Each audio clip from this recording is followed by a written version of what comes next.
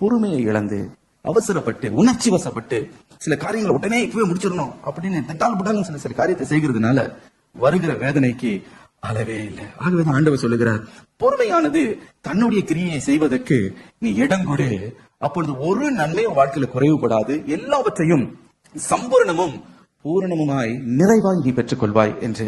ஆம் பிரியமானவர்களே, ஒருவேளை இன்றைக்கு உள்ள நொந்து நீங்க போய் வந்திருக்கலாம். எவ்வளவு காலம் இந்த குறிப்பிட்ட காரியத்திற்காக நான் ஜெபித்துக் கொண்டு இருப்பது, இன்னும் எவ்வளவு காலம் இந்த ஆசீர்வாதத்திற்காக நான் காத்துக் கொண்டு இருப்பது, எவ்வளவு காலம் என்னுடைய பிள்ளையுடைய திருமண காரியம் இப்படி தடைப்பட்டு கொண்டே இருக்கும் என்று உள்ளத்தின் ஆழத்துல ஒரு துயரத்தோடு நீங்கள் காணப்படலாம். எப்பொழுதும் கர்த்தர் எனக்கு நீதி நியாயத்தை என்னுடைய கண்கள் காணும்படி அவர் செய்ய போகிறார்.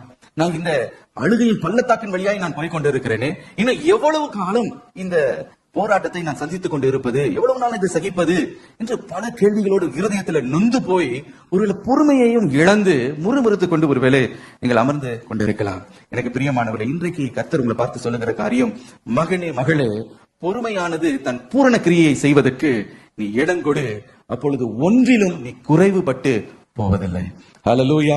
அதன் காலத்துல தேவன் எல்லாவற்றையும் சகலவற்றையும் அவர் நேர்த்தியாய் செய்து முடிக்கிறவர். ஆகவே இன்றைக்கு சோர்ந்து போய் கர்த்தர் எனக்கு செய்ய மாட்டார், இந்த நன்மையான காரியத்தை நான் காண மாட்டேன் என்று உடைய நம்பிக்கையை விசுவாசத்தை தளர விட்டு விடாதீங்க. இன்றைக்கு ஆண்டவரை பிடித்துக் கொள்ளுங்க. நான் நன்மையானவைகளை நான் காண்பேன். ஹல்லேலூயா. கர்த்தர் எனக்காக ஆயத்தமாக்கி வைத்திருக்கிறவைகளை என்னுடைய கண்கள் காணும். நான் உச்சிதமான ஆசீர்வாதத்தை பெற்றுக் கொள்வேன், வாழ்க்கையில மகிழ்ந்திருப்பேன். கர்த்தர் எனக்கு பூர்ணமான ஆசீர்வாதத்தை காணும்படி செய்வார் என்று இன்றைக்கு விசுவாசிங்க. நிச்சயமாய் நீங்க கெட்டு போக போவதில்லை. ஹல்லேலூயா.